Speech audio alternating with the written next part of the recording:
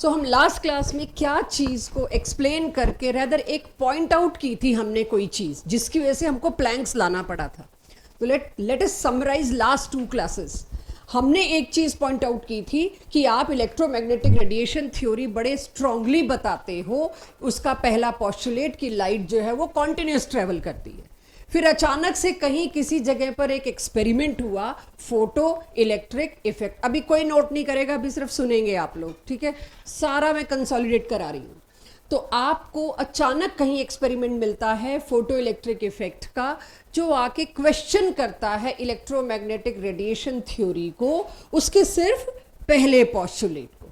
और वो पहला पोस्टुलेट क्या था कि लाइट कॉन्टिन्यूस है। लेकिन इस पोस्टुलेट ने इस एक्सपेरिमेंट फोटो इलेक्ट्रिक इफेक्ट ने आके क्या मुझे मैनेज करवाया, क्या मुझे क्वेश्चन दिलवाया यहाँ पे कि अगर लाइट कॉन्टिन्यूस मूव कर रही होती, एनर्जी कॉन्टिन्यूस ट्रांसफर कर रही होती तो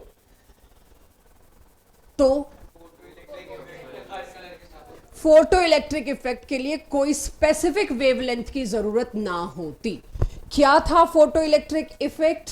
वो ये था कि जब हमने एक मेटल की प्लेट ली, राइट, जब हमने एक मेटल की प्लेट ली, उसके ऊपर रेड कलर की रेडिएशन ड्रॉप कराई, रेड कलर की रेडिएशन ड्रॉप कराई तो उसकी एनर्जी इसके अंदर कम्युनिकेट होगी। अभी आप नोट मत करो बेटा, no need, will manage that, अभी सिर्फ सुनो। रेड कलर की रेडिएशन को जब किसी मेटल के ऊपर डाला, गिराया, तो क्या हुआ? कुछ भी नहीं। कुछ भी नहीं मतलब उससे जो सोडियम की प्लेट थी या पोटेशियम की, सीजियम की, जिसकी भी प्लेट थी, उस प्लेट में जो एटम थे उसके इलेक्ट्रॉन बिल्कुल नहीं निकले रेड कलर की लाइट डालने के बाद।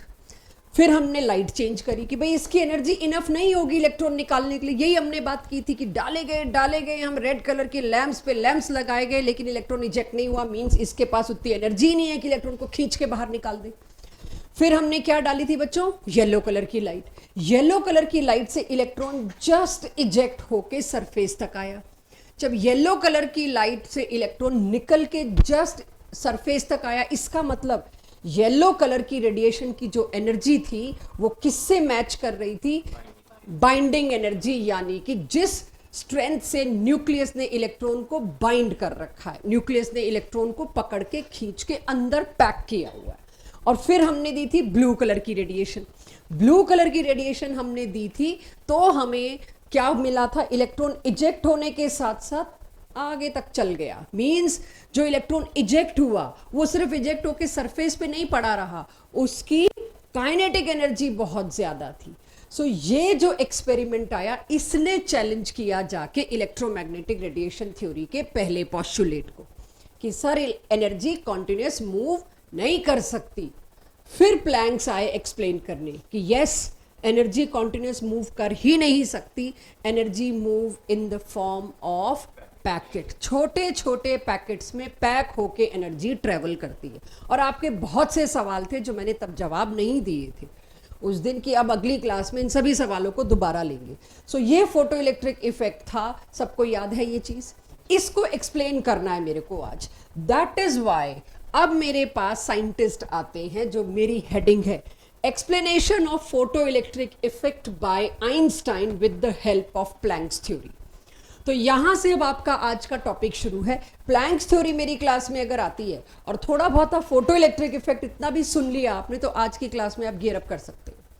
तो अब मेरा सवाल ये आता है कि एक दिन मैक्सवेल आए, उन्होंने कहा एनर्जी कॉन्टिन्यूस है, तो हम सारे कॉन्टिन्यूस मान के तालियां बजा के पूरी एक डीपीपी कर डाली उसके ऊपर। फिर अगले दिन एक साइंटिस्ट आते हैं, नहीं नहीं नहीं, फोटो इलेक्ट्रिक इफेक्ट नाम की चीज एक्सप्लेन करनी है। प्लैंक्स आ गए, उन्होंने कहा ना जी, ये कॉन्टिन्यूस नहीं आती। कॉन्टिन्यूस आने के बजाय क्या एक पैकेट में बंद होके एनर्जी ट्रेवल करती है। तो हमने उनकी बात को मान लिया। भाई सही क्या है? कोई कह रहा है एनर्जी कॉन्टिन्यूस, कोई कह रहा है एनर्जी डिसकॉन्टिन्यूस। तो अभी मेरे पास एनर्जी डिसकॉन्टिन्यूस का डेटा आया, कॉन्सेप्ट आया, और अभी मैं पहले फोटो इलेक्ट्रिक इफेक्ट को आज क्लोज करूंगी, जो आज होगा नहीं क्लोज। डीपीपी बहुत बड़ी है और सारी मेरे को यहां सॉल्व करवानी है ताकि आपका आगे के लिए बेस बने। तो it can continue to next class also. So अब आइंस्टाइन कहते हैं let me explain now this photo electric effect, क्योंकि प्लैंक्स किसी और देश में, फोटो इलेक्ट्रिक इफेक्ट किसी और कंट्री में, और आइंस्टाइन ने दोनों जर्नल्स को पढ़ के, दोनों रिसर्च को पढ़ के अपना एक एनालिसिस दिया। आज की डीपीपी, आज का क्लास बस ये है, 3 या 4 स्लाइड है बस सॉल्व समझाने की, उस पर तो हम न्यूमेरिकल्स करेंगे and I will try to come to you, right. तो अब आइंस्टाइन क्या कहते हैं कि एक एटम में, एवरीवन नाउ फोकस है, कुछ भी आज की क्लास में नोट होना रह जाए तो बिंदास रहने दीजिएगा, 3 ही स्लाइड है नोट करने की, घर जाके कर लेंगे पीडीएफ से, लेकिन आज समझना, साथ साथ कर लो, वेल एंड गुड।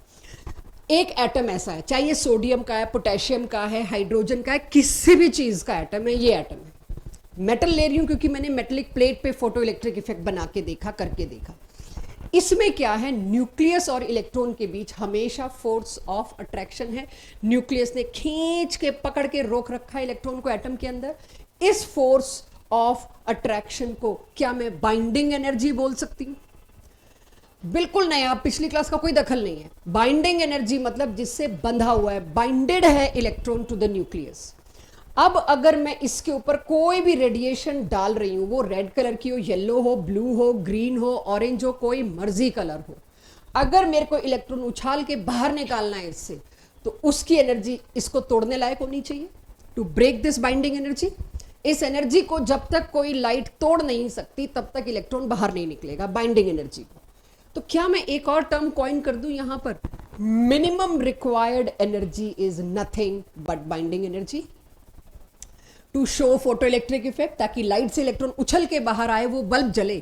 तो उसके लिए कौन सी क्या मैं बोल सकती हूँ, कौन सी वेवलेंथ चाहिए, कौन सी फ्रीक्वेंसी चाहिए, कौन सी एनर्जी चाहिए, वो तो हम बोलेंगे ही, लेकिन क्या ये कह सकती हूँ मिनिमम कितनी एनर्जी चाहिए, that is equal to binding energy. Minimum energy required to remove this electron completely from atom is called as binding energy। Binding energy को धीरे धीरे उड़ा देंगे हम। क्या मैं बाइंडिंग एनर्जी को आज के बाद मिनिमम बोल सकती हूँ, मिनिमम एनर्जी रिक्वायर्ड? क्या अचानक किसी क्वेश्चन में आ गया थ्रेश होल्ड, समझ जाएंगे थ्रेश होल्ड क्या होता है? वैसे रोजमर्रा की भाषा में what is threshold? Minimum. तो यहां से एक चीज आप समझ लीजिएगा, एक टॉपिक कवर हो जाए, एक टॉपिक में आपको कॉन्फिडेंस आ जाए, उसके लिए किसी का थ्रेशहोल्ड होता है 15 क्वेश्चन, किसी का थ्रेशहोल्ड होता है 30 क्वेश्चन, और किसी का होता है 5 क्वेश्चन। हर एक का थ्रेशहोल्ड अलग है। तो ये मत सोचिएगा कि मेरे 5 हो गए तो पूरी होगी। Reach to your threshold, identify your threshold. ये मैं आगे के लिए बता रही हूँ कि मेरे को एक टॉपिक तब क्लियर होता है जब उसके कम से कम 20 क्वेश्चन हो जाते हैं, मेरा थ्रेशहोल्ड 20 है या मेरा थ्रेशहोल्ड 10 है, इसके बाद मैं निकल पड़ती हूँ टॉपिक में। सिमिलरली हर एटम का थ्रेशहोल्ड अलग अलग होगा। सोडियम का थ्रेशहोल्ड एनर्जी अलग, पोटेशियम की अलग, सीजियम की अलग, सबकी अलग अलग। किन्हीं भी 2 मेटल की थ्रेशहोल्ड एनर्जी सेम नहीं होगी। थ्रेशहोल्ड वर्ड आ गया, मिनिमम रिक्वायर्ड एनर्जी आ गया, बाइंडिंग एनर्जी आ गया। अब तो भाई इंग्लिश लैंग्वेज के जितने वर्ड आते हैं सारे डाल देंगे। क्रिटिकल एनर्जी, क्रिटिकल का मतलब क्या है भाई? ये इससे कम दिया तो मर जाएगा, फोटो इलेक्ट्रिक इफेक्ट मर जाएगा अगर क्रिटिकल एनर्जी से कम दिया। तो ये 4 एनर्जी एक साथ मैनेज हो जाएंगी, binding energy, threshold energy, critical energy, minimum required energy. ठीक है, अभी तो एक और आना है, थोड़ी देर बाद लाऊंगी, पहले ये 3-4 की आदत पड़ जाए। So this is how Einstein started his experiment, his explanation. उन्होंने कहा, बिल्कुल सही बोला है प्लैंक ने, इस लाइट से मेरे तक जो रेडिएशन आ रही है वो छोटे छोटे छोटे पैकेट्स में बंद होके आ रही है। और उन्होंने कहा एट ए टाइम किसी भी चीज पर एक पैकेट गिरता है, डेसिपेट होता है, फिर दूसरा पैकेट गिरता है, डेसिपेट होता है। 2 पैकेट की एनर्जी अंदर जाके भी मर्ज नहीं होती है, एनर्जी हमेशा पैकेट्स में रहती है। मतलब आप ये सोचो, मेरी स्किन के अंदर एक पैकेट गया, मैं सन में खड़ी हूं, right, and I am facing sunlight, तो मेरी स्किन में एक पैकेट गया और अब दूसरा पैकेट गया, तो दोनों मर्ज हो गए, तो 1 सेकंड को नहीं हम खड़े हो सकते, जल जाएगा, सारी अर्थ जल जाएगी। ये मत समझना कि मेटल के अंदर जाके एक पैकेट गिरेगा तो उसके ऊपर दूसरा पैकेट गिरेगा तो दोनों तब तो मर्ज हो जाएंगे। ये तो आज के बाद सवाल ही मत लाना कि अंदर जाके तो 4, 5, 10, 12 पैकेट मर्ज हो सकते हैं। हो सकते होते तो हम होते ही ना, ये नौबत ही ना आई होती, राइट। सो अब आप इस बात को समझें, उन्होंने ये कहा आने वाली रेडिएशन का एक ही पैकेट, इसका डायग्राम आगे नीट एंड क्लीन आएगा, एक ही पैकेट गिरेगा, पहले कंज्यूम होगा फिर दूसरा पैकेट, अंदर जाके 2 पैकेट की एनर्जी नहीं बढ़ सकती। तो जब उन्होंने कहा कि जैसे ही एनर्जी गिरेगी, अगर उसके एक पैकेट की एनर्जी इनफ है इलेक्ट्रॉन को निकालने के लिए तो निकलेगा, और अगर नहीं है इनफ तो इलेक्ट्रॉन नहीं निकलेगा। अब उसको और लॉजिकल लाते हैं। ये बात प्लैंक्स, आइंस्टाइन ने ये एक्सप्लेन किया एटम, अब प्लैंक्स को उठा के लाए वो। प्लैंक कहता है energy of a particle is proportional to its frequency, hc by lambda आपने किया, means energy is equals to h nu, एक पैकेट की एनर्जी इतनी। कौन डिसाइड कर रहा है एनर्जी को बच्चों? Frequency. Frequency is deciding energy क्या होगी। तो इसको एक्सप्लेन करने के लिए अब आइंस्टाइन कहते हैं, इसके सवालों के जवाब मैं आपसे मांगूंगी। पहले आइंस्टाइन क्या कहते हैं? आप रेड कलर की लाइट लाए, रेड कलर की लाइट से फोटो इलेक्ट्रिक इफेक्ट नहीं मिला, मतलब रेड कलर की लाइट का एक पैकेट, उसकी energy hc by lambda was not enough to break binding energy. Can I say incident energy was less than binding energy everyone? आई जहां लिखा है इंसिडेंट, इंसिडेंट मतलब मेटल की प्लेट पे जो गिरा रहे हो, मेटल की प्लेट पे जो लाइट गिरा रहे हो, दैट इज इंसिडेंट रेडिएशन, उसकी एक पैकेट की एनर्जी इज इंसिडेंट एनर्जी। अगर इंसिडेंट पैकेट की एनर्जी बाइंडिंग एनर्जी से कम है तो फोटो इलेक्ट्रिक इफेक्ट नहीं होगा। ये आइंस्टाइन की एक्सप्लेनेशन थी, जिसका हल्का फुल्का आइडिया लास्ट क्लास में आपको दे चुकी थी। और फिर इन्होंने क्या चूज किया? Yellow colour. भाई इसका पैकेट, रेड का पैकेट किसी काम का नहीं है, तुम 100 बल्ब लगा दो रेड लाइट के अंदर तो एट ए टाइम एक ही पैकेट जाएगा, कोई इलेक्ट्रॉन नहीं इजेक्ट होगा, फोटो इलेक्ट्रिक इफेक्ट आएगा ही नहीं। लेकिन अगर तुमने येलो का डाला, येलो की बाइंडिंग एनर्जी, येलो की incident energy is exactly equal to binding energy. If इस केस में येलो, किसी और केस में ग्रीन होगा, कहीं पर शायद रेड भी होगा, दैट डिपेंड्स। तो अगर बाइंडिंग एनर्जी और इंसिडेंट एनर्जी सेम हो गए, electron will be just ejected out on the surface of metal. लेकिन ऐसा केस ब्लू कलर लाइन में, जिसकी एनर्जी और भी ज्यादा है। सपोज करो बच्चों बाइंडिंग एनर्जी, थ्रेशोल्ड एनर्जी जो है वो 80 है kilo joule, right, 80 kilo joule है, और इंसिडेंट एनर्जी में क्या आ गया? 100 किलो जूल। तो 100 किलो जूल 80 से तो ऊपर है, एक्स्ट्रा है, तो उसमें इंसिडेंट एनर्जी ज्यादा है अगर बाइंडिंग एनर्जी से, तो भी फोटो इलेक्ट्रिक इफेक्ट ऑब्जर्व होगा, एक इलेक्ट्रॉन उछल के बाहर निकलेगा। और वो जो निकलेगा उसमें जो 20 किलो जूल एनर्जी का गैप रह गया, हमने कितने का पैकेट गिराया था? 100 रुपए का, अंदर कितनी टिकट लगी? 80 रुपीज, मेरे पास कितने बचे? 20 रुपीज, तो एक कोल्ड ड्रिंक तो मैं ले ही सकती हूँ एक्स्ट्रा। तो वो जो एक्स्ट्रा था वो उसकी वेलोसिटी काइनेटिक एनर्जी बन गई, और इलेक्ट्रॉन यहां नहीं रहा, उछल के यहां तक पहुंच गया, बिकॉज बॉस मेरे पास एनर्जी है, मैं भी चल सकता हूं, उड़ सकता हूं। ये एक्सप्लेनेशन किसने दिया? आइंस्टाइन ने। In this condition no photo electric effect, in this condition just observe, in this condition electron will eject with extra kinetic energy. ये एक्सप्लेनेशन उन्होंने दिया आइंस्टाइन ने, प्लैंक्स का और फोटो इलेक्ट्रिक इफेक्ट का।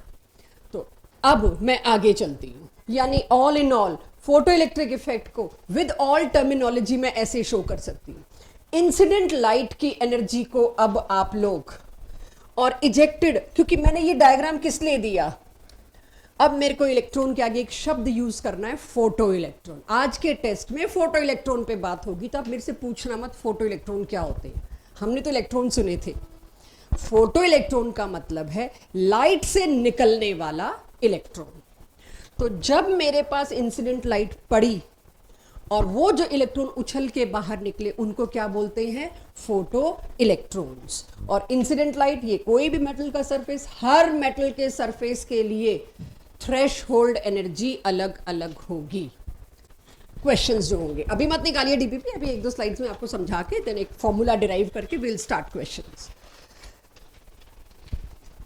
ठीक ठाक। रेड कलर का high intense lamp, nothing happened. Yellow colour का high intense radiation, yes photo electric effect happened. Blue colour का जरा सी इंटेंसिटी, एक पतली सी लाइन दी और इलेक्ट्रॉन तब भी निकल गया। ये मेरी लास्ट क्लास का क्लोजर था, और मैंने तब कहा था इससे ये पता चल गया एनर्जी और इंटेंसिटी का कोई लेना देना नहीं है। लेकिन एनर्जी और फ्रीक्वेंसी का डायरेक्टली प्रोपोर्शनल होना मेरे को प्लैंक्स ने बता दिया। एनर्जी और इंटेंसिटी से कोई लेना देना नहीं है, ये सबको क्लियर है। आज के टेस्ट में इस पे ठीक ठाक क्वेश्चन अच्छा मिलेगा कि energy has nothing to do with red colour का एक लैंप लगाया, 50 लैंप लगाए कि 100 लैंप लगाए, उसके एक पैकेट की एनर्जी उतनी है। तुमने एक साथ 100 पैकेट गिरा दिए, लेकिन एक एटम एट ए टाइम एक ही पैकेट एब्जॉर्ब करेगा, बाकी दूसरे एटम्स में चले जाएंगे। So intensity has nothing to do with energy. तो what has something to do with energy? Frequency. तो E is directly proportional to frequency और E is inversely proportional to wavelength। हम इस पे चल रहे हैं। तो इंटेंसिटी का ग्राफ अब दोबारा लूंगी आज आपको और क्लैरिटी के लिए। चलें अब कैलकुलेशंस पे, फॉर्मूले पे, कि भाई आइंस्टाइन से हमने फॉर्मूला मांगा, हमें कुछ फॉर्मूला डेरिवेशन दो, फिर हम जरा रिजल्ट्स को वेरीफाई करें। पहले पेपर पे करेंगे, फिर नेचर में जाके देखेंगे, मैच हो गए तो विल क्लोज, अदरवाइज फिर किसी की हेल्प लेंगे, कुछ करेक्शन करो जी। ठीक है, पहले अच्छे से समझते हैं। यानी कि मुझे ये कहा गया, ये इंसिडेंट एनर्जी जो कैसे निकलती है, एच न्यू क्या है? फ्रीक्वेंसी। इंसिडेंट लाइट की फ्रीक्वेंसी को एच से मल्टीप्लाई कर दूंगी तो मेरे पास एनर्जी आ जाएगी इंसिडेंट रेडिएशन के एक पैकेट की। और अगर वो बाइंडिंग एनर्जी से कम हुई तो no photo electric effect. Yes, अगर वो एच, अब मैंने इंसिडेंट एनर्जी की जगह एच न्यू आई लिखना शुरू किया। पिछली स्लाइड पे ई था, उस ई की जगह मैं क्या आदत डाल रही हूं? अब नहीं ई, अब बड़े हो जाओ, अब ई की जगह एच न्यू आई। इंसिडेंट फ्रीक्वेंसी को एच से मल्टीप्लाई कर दो, वही तो इंसिडेंट रेडिएशन की एनर्जी है। That is if equal to binding energy. Zero kinetic energy होगी लेकिन इलेक्ट्रॉन रिजेक्ट होगा। इसी तरह से एच न्यू आई यानी इंसिडेंट रेडिएशन का एक फोटोन, उसकी एनर्जी बाइंडिंग थ्रेशहोल्ड एनर्जी से ज्यादा हुई तो इलेक्ट्रॉन तो इजेक्ट होगा ही होगा, but with some kinetic energy होगा। अब जिंदगी भर नहीं भूलने वाले इसको आप। रेड पैकेट की एनर्जी सफिशिएंट नहीं थी बाइंडिंग एनर्जी को ओवरकम करने में, और ये अकेला डायग्राम अगर आप बना देते हो तो सामने वाले को पता चल जाता है इस बच्चे को फोटो इलेक्ट्रिक इफेक्ट पूरा आता है। वाइवा या इंटरव्यूज में इसमें तो हम कुछ नहीं पूछ सकते इससे, बिकॉज जो इस तरह से बना रहा है इंसिडेंट एनर्जी एच न्यू आई, ये रहा एक पैकेट अंदर गया, इस न्यूक्लियस और इलेक्ट्रॉन की बीच की एनर्जी को ओवरकम नहीं कर पाया, इसीलिए इलेक्ट्रॉन बाहर नहीं निकला। तो इस तरह से आइंस्टाइन ने शुरुआत करनी शुरू की कि इसको ऐसे समझो। नोट करिए इसको।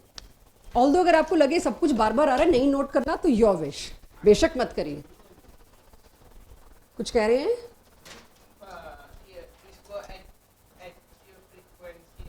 म्यू नहीं बेटा, एनर्जी है ये तो। अगर इंसिडेंट एनर्जी है तो आई लगा दिया, तो एच तो कांस्टेंट है तो उसकी फ्रीक्वेंसी के नीचे आई स्टैंड्स फॉर इंसिडेंट। इंसिडेंट मतलब जो गिर रही है। इंसिडेंट वर्ड का हिंदी में मतलब क्या है? गिर रही है। तो जो लाइट गिराई जा रही है मेटल की प्लेट पे, उसको, उसके पैकेट की एनर्जी को इंसिडेंट एनर्जी बोलेंगे। ठीक है, and if you find it repetitive you can avoid it. कोई जरूरत नहीं है फिर नोट करने की, क्योंकि मुझे पता है रेपिटेटिव है। और रेपिटेटिव इसलिए किया है कि 12th के फिजिक्स के आखिरी चैप्टर में आपको रहे कि हमें पढ़ना नहीं है, हम इसको केमिस्ट्री में स्ट्रांगली करके आए हैं।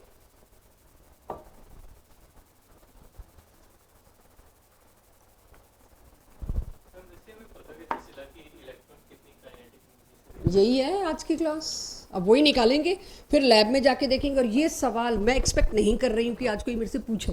हालांकि मेरी आखिरी स्लाइड 17वीं स्लाइड पे यही बना है कि किसी ने इलेक्ट्रॉन के गले में घंटी कैसे बांधी, कि किस उससे भाग रहा है, उसकी वेलोसिटी, फिर काइनेटिक एनर्जी।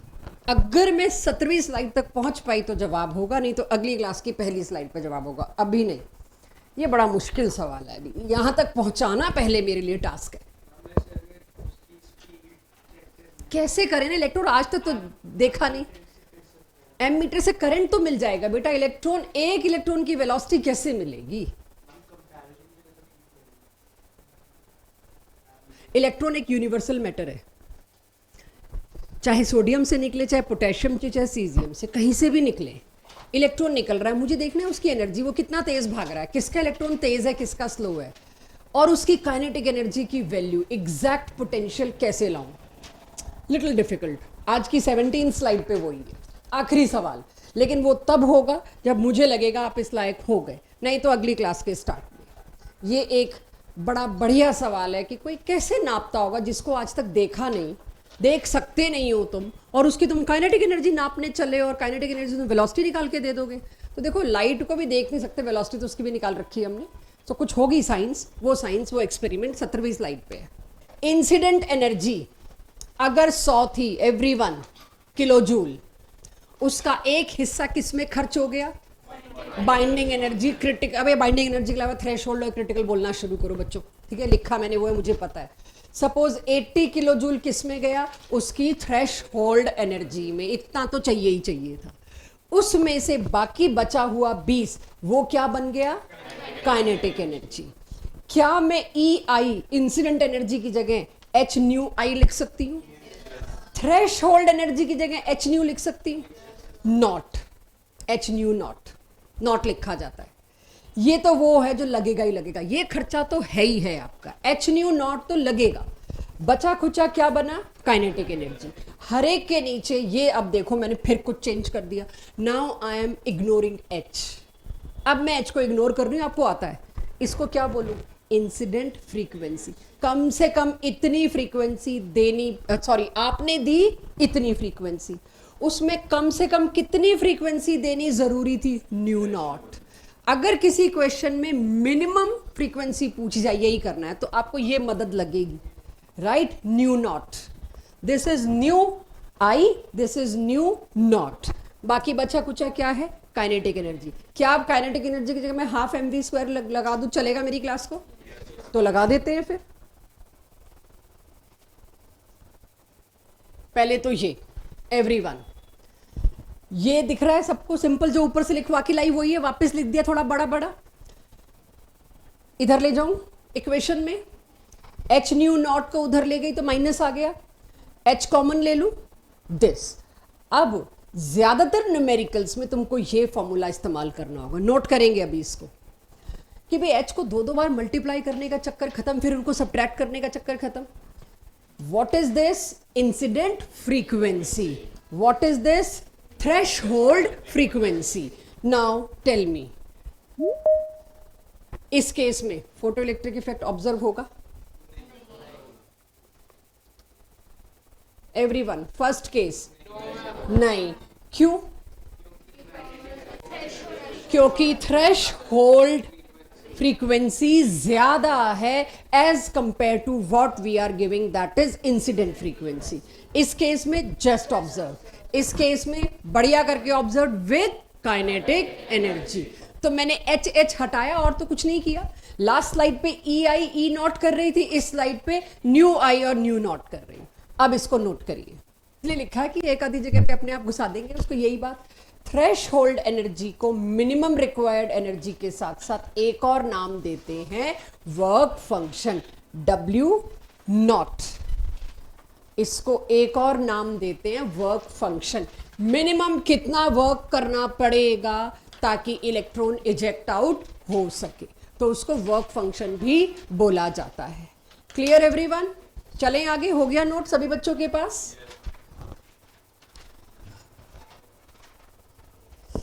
यहां से थोड़े अच्छे ऑब्जेक्टिव के क्वेश्चन तैयार हो रहे हैं, statement based theoretical questions, something new जो अभी तक डिस्कस नहीं हुआ था।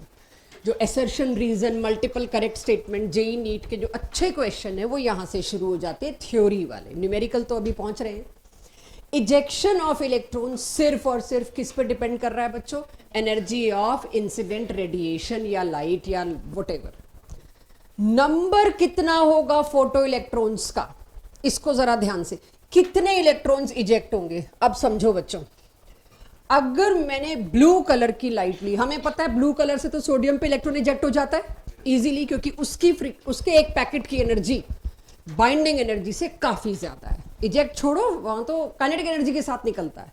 अगर मैंने ब्लू कलर की लाइट का इंटेंसिटी को बहुत बढ़ाया, यहां पर 50 लैंप लगा दिए, ये मोटी लाइन का मतलब है बहुत सारे लैंप्स हैं, और इसमें एक ही लैंप लगाया, दोनों में इलेक्ट्रॉन इजेक्ट होते दिख रहे हैं। 100 लैंप मतलब 100 पैकेट एक साथ गिरेंगे, 100 पैकेट एक साथ गिरेंगे तो 100 सोडियम पे जाएंगे और एक साथ 100 इलेक्ट्रॉन बाहर निकल के आएंगे। लेकिन अगर एक ही लैंप है या दो ही लैंप हैं तो 2 पैकेट एक साथ अंदर गए, एक पैकेट इस सोडियम एटम ने एब्जॉर्ब किया, एक पैकेट इस सोडियम एटम ने एब्जॉर्ब किया, दोनों ने एक एक इलेक्ट्रॉन निकाला। यानी number of photo electrons actually depend on intensity. Last class से चल रहा था इंटेंसिटी फिर कर ही क्यों रहे हैं, कुछ है क्या इंटेंसिटी का, ग्राफ भी क्यों बना के दिया मैंने लास्ट क्लास में। एक सिर्फ छोटी सी इंटेंसिटी हमने दी, उससे बहुत कम इलेक्ट्रॉन्स इजेक्ट हुए, और ज्यादा इंटेंसिटी दी तो उससे बहुत ज्यादा इलेक्ट्रॉन्स इजेक्ट हुए। Energy has nothing to do with number of photo electrons, but intensity has everything to do with number of electrons only. इतना नोट करिए, कुछ सवाल आ रहे हैं, ले रही हूं, पहले इतना नोट करिए। हाँ जी, कुछ पूछ रहे थे।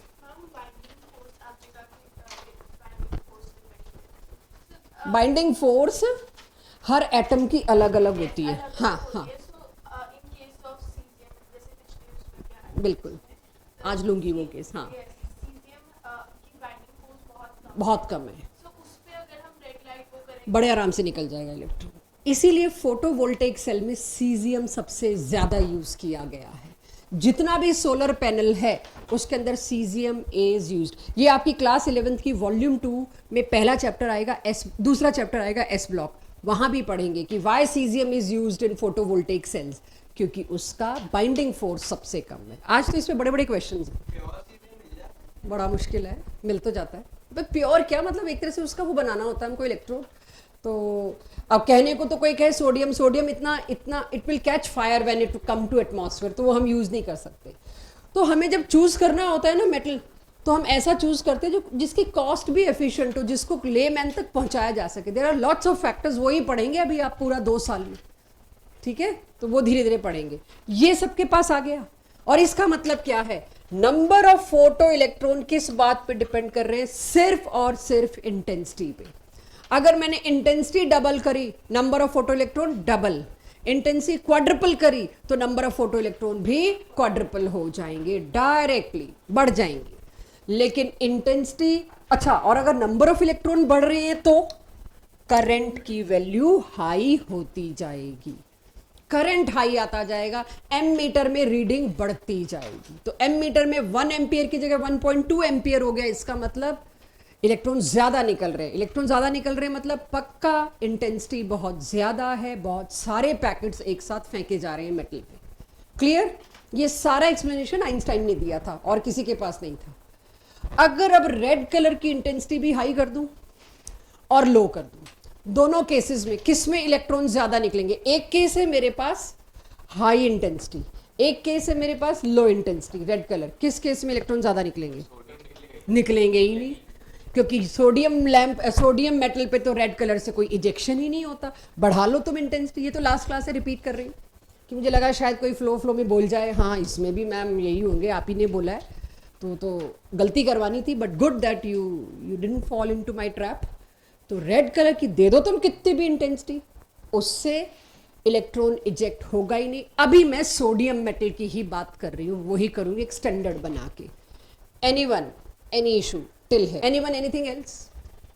समझ आ गया सबको फोटो इलेक्ट्रिक इफेक्ट का एक्सप्लेनेशन आइंस्टाइन से? फॉर्मूला भी सबके पास आ गया। फॉर्मूला क्या था? Kinetic energy is equals to H, correct me if I am wrong, बिना नीचे देखे।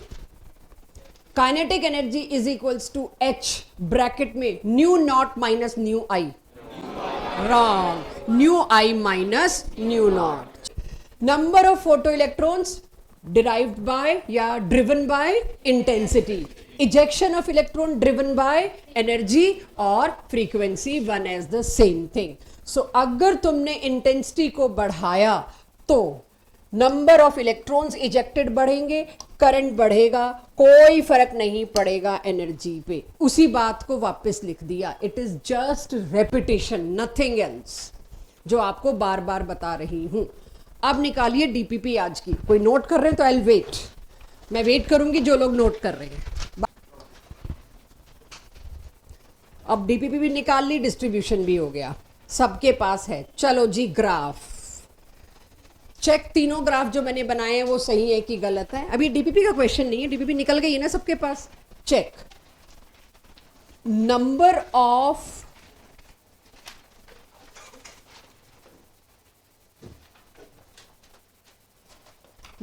Of photo electrons versus intensity. Intensity बढ़ती जाएगी तो फोटो इलेक्ट्रॉन्स बढ़ते जाएंगे। ओरिजिन पे क्यों है ये?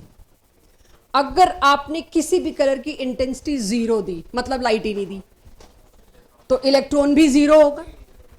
अगर आपने उस कलर की इंटेंसिटी बढ़ाई जिससे इलेक्ट्रॉन इजेक्ट हो पा रहा है, कंडीशंस अप्लाई, ये इंटेंसिटी उस कलर की जिससे इलेक्ट्रॉन इजेक्ट हो रहा है, तो ब्लू मान लो, ब्लू लाइट से इलेक्ट्रॉन इजेक्ट हो रहा था सोडियम प्लेट पे, इंटेंसिटी बढ़ाए जाओगे, नंबर ऑफ फोटो इलेक्ट्रॉन बढ़ते जाएंगे। और करंट, दोनों एक ही बात है।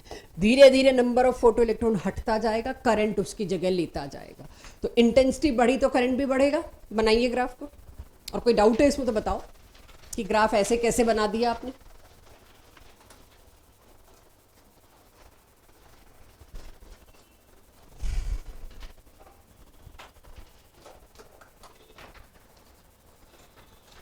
किसी को अभी से इच्छा है मेरे को जेई और नीट के प्रॉपर क्वेश्चंस का एक्सपोजर चाहिए, तो बालाजी पब्लिकेशन की एक बुक आती है, एन अवस्थी उसके ऑथर हैं। बाय दैट बुक और उसको करना शुरू कर दीजिए मेरे साथ साथ। हम उस बुक का सेशन अलग ही रखते हैं कि एन अवस्थी के डाउट्स की क्लास होती है proper. That book is a standard for all over India for JEE and NEET student, highest standard for JEE mains and NEET. Advance के लिए उसमें लेवल 2 अलग होता है, लेवल 2 कुछ टाइम बाद करेंगे, तो उसमें लेवल 1 और नीट में तो और भी कई लेवल मिल जाएंगे। खैर जेई में भी लेवल 5 4 तक पहुंचेगा, तो वो सभी लेवल साथ साथ डिस्कस होंगे यहाँ पे। आपने बुक नहीं भी ली है तो भी प्रॉब्लम्स डिस्कस होंगी, आपको वो करना होगा। और अगर आप ले लेते हैं तो will be good for us. So N Awasthi, Balaji publication, N Awasthi author हैं बालाजी पब्लिकेशन की। इस पे 25 से 30% डिस्काउंट ग्रैब हो सकता है, प्लीज़ वो करिएगा। मुझे नहीं पता ऑनलाइन किस कॉस्ट पे मिल रही है, फ्लिपकार्ट वगैरह पे, जहाँ से भी आप बुक्स ऑर्डर करते हो, अमेजोन पे, बट ये किसी भी और जगह नहीं मिलती। जेई नीट की बुक सिर्फ 2 जगह मिलती हैं चंडीगढ़ में, राइट। किसी ये इधर उधर के स्टोर पे जाएंगे वो आपको 10 साल पुराना पब्लिकेशन दे देते। लेटेस्ट पब्लिकेशन सिर्फ 2 जगह आता है, एक सेक्टर 34 में कुमार बुक डिपो है और एक अमित बुक डिपो है। अगर आप अमित बुक डिपो पे जाते हैं तो कह सकते हैं हम अंजना केमिस्ट्री क्लासेस से आए हैं और 30% से कम डिस्काउंट पे मानना नहीं दे तो मेरे को फ़ोन कर देना, मानना नहीं। Save money of your parents. और अगर अमेजोन पे 30% मिल रहा है, गो फॉर इट, ठीक है। कहीं से भी मिल रहा है 30% मिनिमम डिस्काउंट खींच के लेके आओगे, और नहीं आता तो पहले मेरे को फ़ोन करोगे। चलिए अब दूसरे ग्राफ पे आती हूँ मैं। नाउ पहला ग्राफ आपने बना लिया और कुछ लोगों ने तो शायद दूसरा भी बना लिया, लेकिन अब सुनिए दूसरा ग्राफ। गलती अगर होगी आपसे तो इसमें होगी। मुझे अगर अपने चैप्टर के टेस्ट में यहां से कोई ग्राफ देना है, I am not talking about class test, chapter test में अगर मुझे ढूंढना है किस बच्चे का फोटो इलेक्ट्रिक कितना हिला हुआ है, ये है graph, and I will definitely give something tricky in this graph. तो अब इसको ध्यान से संभालिएगा इस ग्राफ को। मुझे क्या, जेई वालों को भी अगर देना है, नीट वालों को भी देना है फोटो इलेक्ट्रिक इफेक्ट से ग्राफिकल एप्टीट्यूड, तो ये क्वेश्चन पकड़ लेंगे। आप सोचिए यहां पर मैंने क्या रखी है, काइनेटिक एनर्जी ऑफ निकलने वाला इलेक्ट्रॉन। सोचिए ये क्या थी, ये था जो हम इंसिडेंट एनर्जी दे रहे हैं उसका एक हिस्सा तो खर्च हो गया बाइंडिंग एनर्जी निकालने में, बचा खुचा किस में चला गया, kinetic energy. Kinetic energy of निकलने वाला electron is this graph versus किसके, वर्सेस फ्रीक्वेंसी।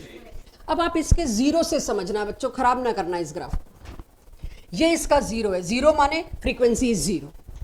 मैंने फ्रीक्वेंसी थोड़ी सी दी यहां तक, इलेक्ट्रॉन इजेक्ट ही नहीं हुआ, देख लो। काइनेटिक एनर्जी क्या है, 0, क्योंकि ये अभी बाइंडिंग एनर्जी को ओवरकम ही नहीं कर पाया हो, राइट। इधर ही देखना है बाल को सभी को। फिर मैंने नेक्स्ट वैल्यू ऑफ फ्रीक्वेंसी पकड़ी, इस पे भी काइनेटिक एनर्जी क्या है, 0, मतलब अभी भी जो तुमने जिस फ्रीक्वेंसी का पैकेट गिरा है, it is not meeting binding energy at all, it is not able to overcome binding energy. फिर थोड़ा और बढ़ाया, अभी भी नहीं। फिर जब मैं इस फ्रीक्वेंसी वैल्यू पे आई, सपोज 2 × 10⁻13 हर्ट्ज, जब मैं इस वैल्यू पे आई तब मेरे को काइनेटिक एनर्जी दिखी कि यहां से शुरू हो रही है। मीन्स व्हाट, ये क्या होगा, पावर में लगा दिया, डिग्री बना दिया मैंने इसको, सॉरी। ये मेटल नंबर 1 का न्यू नॉट को क्या बोलते हैं, threshold frequency. Metal number 1 का क्वेश्चन पास्ट ईयर है, ये जेई में आया हुआ क्वेश्चन है, अभी बताती हूं क्या है ये क्वेश्चन। पर पहले इसको ग्राफ को पढ़ना सीखो। अब दूसरे मेटल की थ्रेश होल्ड फ्रीक्वेंसी क्या होगी, दिस। एक मेटल की ये है, एक मेटल की है। किस मेटल पे ज्यादा काम करना पड़ा कनव, मेटल 2 पे। देख रहे हो कितनी बड़ी थ्रेश होल्ड फ्रीक्वेंसी लगी। और मेटल 1 पे ये रेड लाइन से, ये मेटल 1 की और ये मेटल 2 की। तो इस मेटल में से एक इलेक्ट्रॉन निकालने में मेरे को इतनी बड़ी फ्रीक्वेंसी ढूंढ के लानी पड़ी, इतनी ज्यादा एनर्जी ढूंढ के लानी पड़ी। मतलब बाइंडिंग एनर्जी बहुत ज्यादा थी। बाइंडिंग एनर्जी अगर बहुत ज्यादा थी तो मतलब न्यूक्लियस ने इलेक्ट्रॉन को बहुत जोर से पकड़ के रखा हुआ था। न्यूक्लियस ने इलेक्ट्रॉन को बहुत जोर से कब पकड़ के रखा होगा, जब एटम बहुत छोटा होगा। तो क्वेश्चन यहां पे मेरे से 2-3 पूछे जा सकते हैं। फर्स्ट इज, दोनों में से किसकी बाइंडिंग एनर्जी ज्यादा, 1 या 2? ओके, तो दिस, दोनों में से साइज किसका बड़ा, 1। हाँ 1 मैंने बड़ा पूछा। बड़े साइज में इलेक्ट्रॉन न्यूक्लियस से काफी दूर है तो उसको निकालना आसान था। छोटे साइज में इलेक्ट्रॉन न्यूक्लियस के बहुत पास है, उसको निकालने के लिए बहुत ज्यादा बड़े अट्रैक्शन फोर्स को ओवरकम करना पड़ा, इसीलिए ये राइट। ऐसे ही इसमें स्टेटमेंट्स बढ़ते जाएंगे, चैप्टर आगे आगे आते जाएंगे, स्टेटमेंट्स बढ़ते जाएंगे। और सीधा क्यों नहीं बना दिया, जब श्योर ना हो। इसको सिंपल भाषा में कहते हैं एक्स्ट्रापोलेशन ऑफ ग्राफ। ग्राफ को एक्स्ट्रापोलेट किया गया है।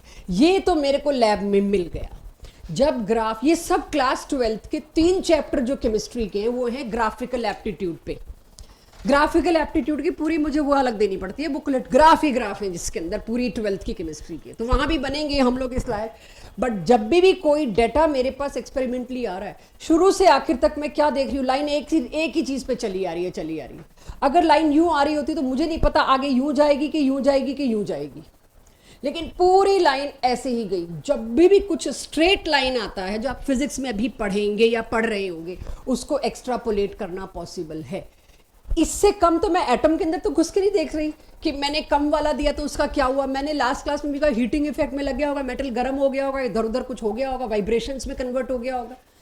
इससे कम देते तो क्या होता, अब मैंने इससे कम देते तो क्या होता, तो वो तो इधर आनी चाहिए थी लाइन, उसका कोई सेंस ही नहीं बना। मैं कहती इससे कम देते तो, मैं यहां कह रही हूं this is my threshold frequency.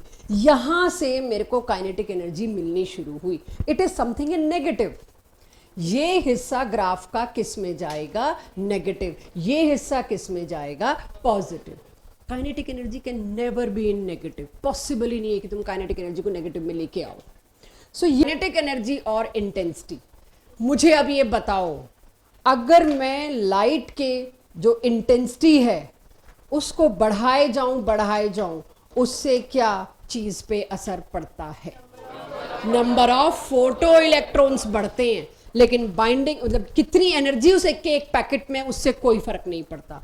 तो तुम बढ़ाए जाओ इंटेंसिटी, निकलने वाले इलेक्ट्रॉन की काइनेटिक एनर्जी तो फ्रीक्वेंसी ने डिसाइड करनी है। तुम लगा दो 200 lamp, kinetic energy will be same. यहां तक पहुंच गए सब, बन गया ग्राफ। ये तो खैर पिछली क्लास का ही था, मुझे लगा जब ग्राफ चल ही रहे तो तीनों एक साथ ले आऊं। क्या बताइए, मेटल 1, 2, 3 में से कौन सा सीजियम है, 1। आदित्य क्यों, ऐसे तुम फैल के पड़े थे, मुझे लगा पैर पे चोट है तो बच्चे ने पैर फैला रखे। एनीवेज, तुम बच्चे इतने थके रहते हो, तुमको तुमसे पता है कितनी बड़ी हूं मैम, 50 एज। आज सुबह मैं 5 बजे दिल्ली से चली हूँ खुद ड्राइव करके, टैक्सी में नहीं, और 11:30 यहाँ पहुंची क्योंकि रुकते रुकाते आराम से बड़ा ट्रैफिक जाम मिला डेरा बसी में, और मैं खड़े होकर क्लास ले ली बिना स्लीप के। तो कल कोई थके टूटे लटके लुटके आया ना, तो ये मेरे बात सोच लीजिएगा, when I am not tired you can not be. That too मैं सुबह 5 बजे दिल्ली से खुद गाड़ी चला के पहुंच रही हूँ यहाँ पे, ठीक है। उससे थकान तो नहीं हो सकती ना किसी को, तो हैव सिंपैथी विद मी। चलिए, क्यों आदित्य M1 सीजियम क्यों है, ये सारी क्लास कह रही है, मुझे नहीं जम रही बात।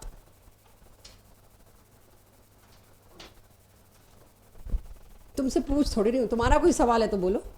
नहीं नहीं, आंसर बहुतों को आ रहा है, तो उसको सिर्फ इन्वॉल्व कर रही हूँ क्लास में। हाँ जी बोलो, पहले इस सवाल का जवाब दो। मेटल 1, आदित्य करो कोशिश, दे लोगे कोई बात नहीं।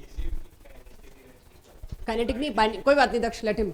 बाइंडिंग एनर्जी कम है, जिसकी बाइंडिंग एनर्जी कम होती है वो तो सबसे छोटा होता है यार। सीजियम तो सबसे बड़ा है। सही कह रही हूं ना मैं गलत कह रही हूँ, उल्टा कह रही हूँ। तो मेरे साथ रहो आदित्य, ठीक है। सीजियम की बाइंडिंग एनर्जी सबसे कम, उसकी रिक्वायर्ड एनर्जी सबसे कम, इसीलिए उसकी थ्रेशहोल्ड एनर्जी भी, फ्रीक्वेंसी भी सबसे कम, इसीलिए मेटल नंबर 1 इज सीजियम। हाँ जी, आपका कुछ क्वेश्चन था? अच्छा अच्छा, फ्रीक्वेंसी, ठीक है। मैंने यहां फ्रीक्वेंसी बताई है, तो हम जो गिरा रहे हैं इंसिडेंट फ्रीक्वेंसी बताई है पूरे ग्राफ में नीचे, और यहां पर जो आ रहा है दैट इज पर केस थ्रेशहोल्ड, ठीक है। वो अपने आप एक बार आइडेंटिफाई आप कर लेंगे।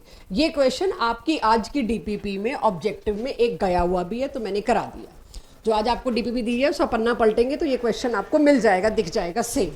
ये 3-4 साल पहले जेई का क्वेश्चन है। चलो अब सारे बच्चे आ जाओ न्यूमेरिकल्स पे, प्रैक्टिस पे। DPP 5 question number 1। First question में मेरे को कहा है एक मेटल की प्लेट पे इंसिडेंट फ्रीक्वेंसी इतनी दी गई।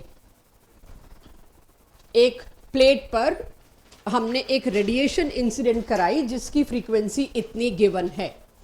अब सब इधर आ जाओ, पेन कोई ना चलाए क्योंकि करेंगे आप लोग। मेरी कैलकुलेशन में दिखा के इसको हटा दूंगी, फिर आपकी कॉपी में आप दोबारा करेंगे। तो लेट्स अंडरस्टैंड ये कैलकुलेशंस कैसे करनी है। तो आपको क्वेश्चन में दिया एक मेटल की प्लेट पर इतनी फ्रीक्वेंसी की रेडिएशन इंसिडेंट कराई, उसकी थ्रेशहोल्ड फ्रीक्वेंसी थी इतनी। Kinetic energy of ejected electron निकालिए। सबसे पहले तो देखिए कहीं जीरो तो नहीं होगी, इंसिडेंट वाली फ्रीक्वेंसी कम तो नहीं है, बस ज्यादा है, तो इसका मतलब भाई जीरो तो नहीं होगी, जान तो नहीं छूटी, मेरे को सॉल्व करना पड़ेगा। तो अब ये कैलकुलेशन मैं चाह रही हूं आप देखें, अभी कॉपी पेस्ट ना करें। ये फॉर्मूला सबके पास था, आइंस्टाइन ने जो मेरे को सॉल्व करके दिया। एच मैंने बाहर लिखा एवरीवन, न्यू आई यानी इंसिडेंट इतनी और थ्रेशहोल्ड इतनी is equals to kinetic energy. मेरी रिक्वायरमेंट शायद ये है, काइनेटिक एनर्जी निकालो। जब भी पावर्स में सब्ट्रैक्ट करना होता है तब आप कॉमन पावर को बाहर ले लेते हैं। 10 की पावर 14 दोनों साइड से बाहर ले ली। अब यहां क्या बचा? 5.2 और 5। 5.2 माइनस 5 विल बी 0.2। इसको आप कैलकुलेट करोगे, आपका आंसर आ जाएगा काइनेटिक एनर्जी। इस क्वेश्चन को पूरा अपनी कॉपी में करिए। I don't want to show this.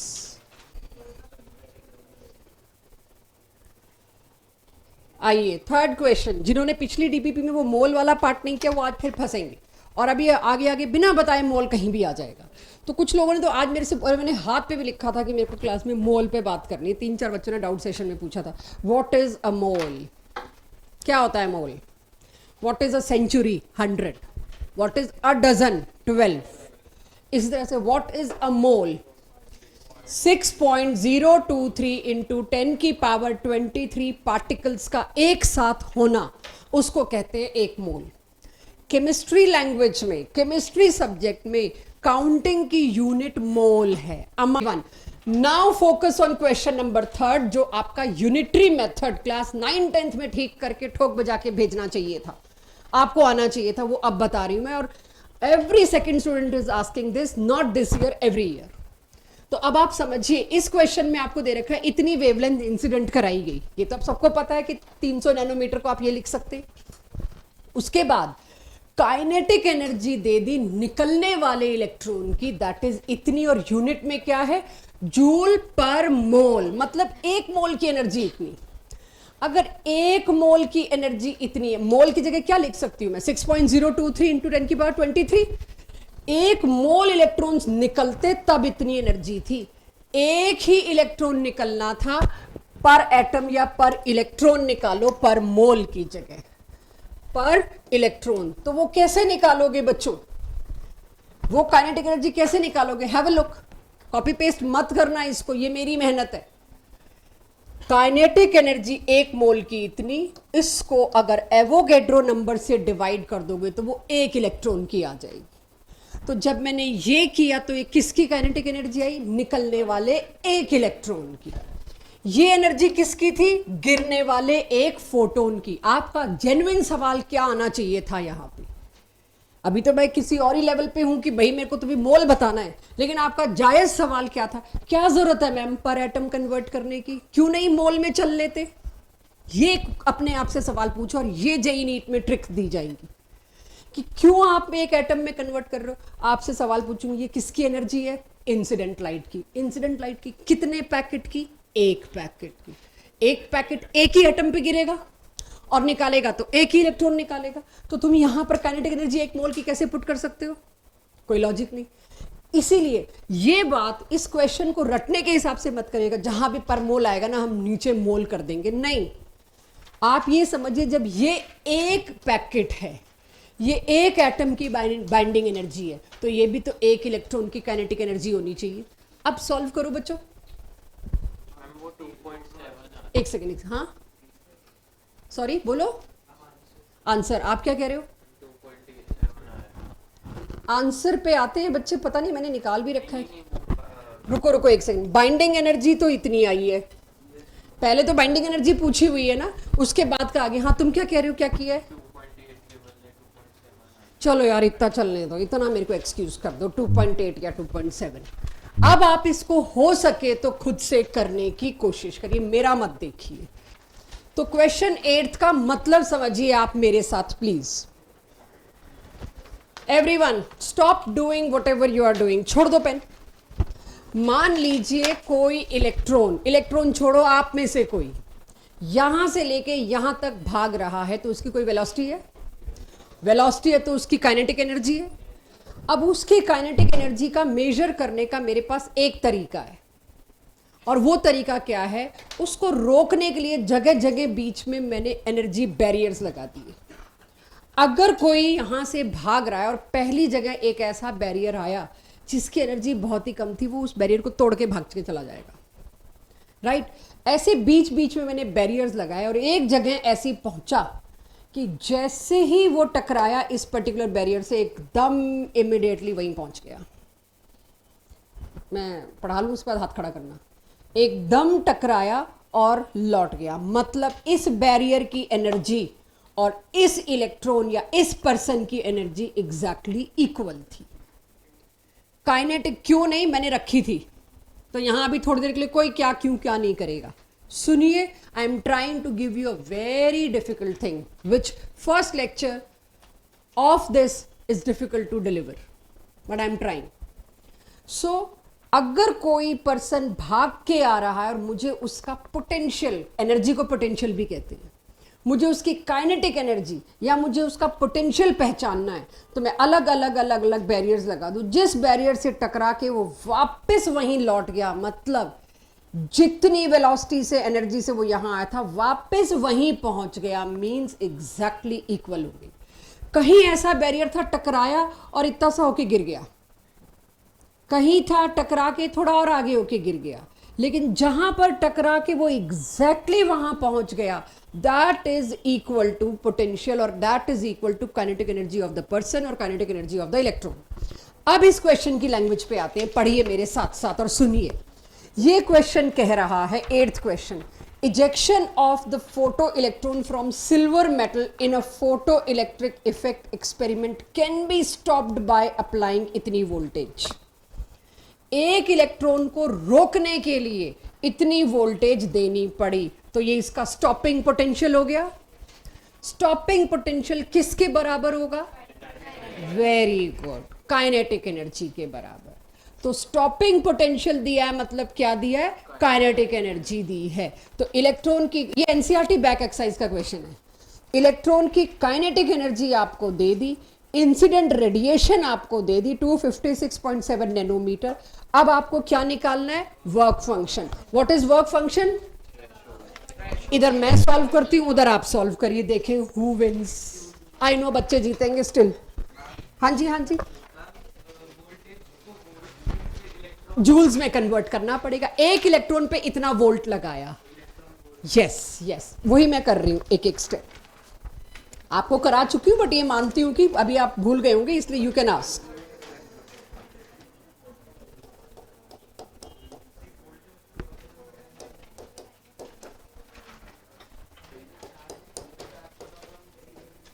Lambda incident मेरे को दे रखा है 256.7 नैनोमीटर, तो नैनो की जगह आ गया 10 की पावर -9। और स्टॉपिंग पोटेंशियल जो मुझे दिया है, stopping potential of one electron, एक इलेक्ट्रॉन का मेरे को दिया है 0.35 वोल्ट, मतलब टोटल हुआ 0.35 इलेक्ट्रॉन वोल्ट। इसको पहले जूल्स में कन्वर्ट करूंगी, देयरफॉर 0.35 इलेक्ट्रॉन वोल्ट को मल्टीप्लाई करेंगे लास्ट क्लास, कैसे कन्वर्ट करते हैं इलेक्ट्रॉन वोल्ट को जूल्स में, 1.6 इंटू 10 की पावर 19 कूलम्स, ये आएगा आपका जूल्स में स्टॉपिंग पोटेंशियल और काइनेटिक एनर्जी। करिए इसको, ये क्या होगा, काइनेटिक एनर्जी। पहले तो निकालिए काइनेटिक एनर्जी टाइम लगा के।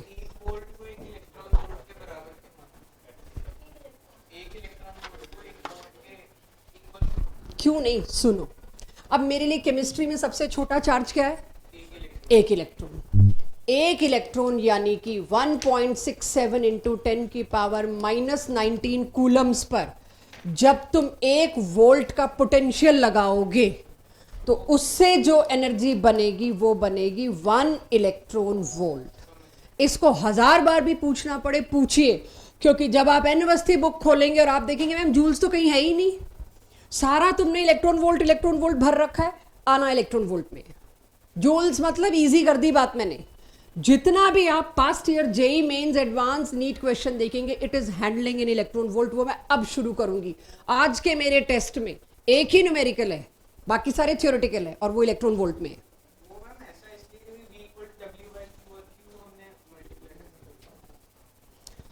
क्योंकि चार्ज फिजिक्स में पढ़ा होगा 10th में, मल्टीप्लाइड बाय पोटेंशियल यानी volt is equals to work done, और वर्क डन क्या है, एनर्जी। तो मैं वहां से ले गई। ऐसे क्वेश्चन पूछने में बिल्कुल हेजिटेट मत करिए, हजारों बार पूछिए, क्योंकि मेरा तो सक्सेस रेट वही है। जो जितनी बार इसको बार बार बात करेगा उसी को याद होगा, ऐसे बैठे बैठे कोई बता दे और याद नहीं होता। क्योंकि आप फिजिक्स में पढ़ के आए हैं, work done is charge into potential. Charge किसका, इलेक्ट्रॉन का, पोटेंशियल कितना दे रही हूं 1, तो अपने आप आपके पास वर्क डन आ जाएगा। अगर मैंने चार्ज और इसको मल्टीप्लाई, एक इलेक्ट्रॉन को एक ही चार्ज लिया होता तो 1 इलेक्ट्रॉन वोल्ट था। तो 1 इलेक्ट्रॉन वोल्ट को जूल्स में कन्वर्ट करने के लिए एक और बार बहुत बेटर वे में लिख देती हूं कि आप लोग भूले ना इसको। आज के टेस्ट में मैंने चेक ही यही करना है। 1 इलेक्ट्रॉन वोल्ट इज 1.6 इंटू 10 की power -19 joule. That means 1 electron is applied with 1 volt potential. Now convert into joules. तो 1 electron is applied with 1 potential. 1 electron is 1.6 into 10 की power -19 coulombs into 1 volt will make 1.6 into 10 की power -19 coulomb और volt को मिला के बन गया joules. अगर कहीं पर 3 इलेक्ट्रॉन वोल्ट आया तो मतलब क्या होगा, 3 इंटू इतना जूल्स। कहीं पर 0.3 इलेक्ट्रॉन वोल्ट आया, 0.3 इंटू इतना जूल्स। जूल्स में कन्वर्ट किए बिना आप कर नहीं सकते, क्योंकि प्लैंक्स कांस्टेंट की वैल्यू जूल्स में। सो ये नोट हो गया हो तो अपने ओरिजिनल क्वेश्चन पे आए। तो अभी मैंने कंप्लीट नहीं किया क्वेश्चन, मुझे सिर्फ काइनेटिक एनर्जी निकाल के दें बच्चे।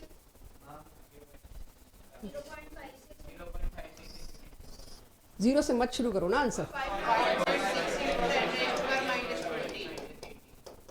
अब इस पे है, ये वैरायटी आ रही है मेरे कानों में, -20 की -18।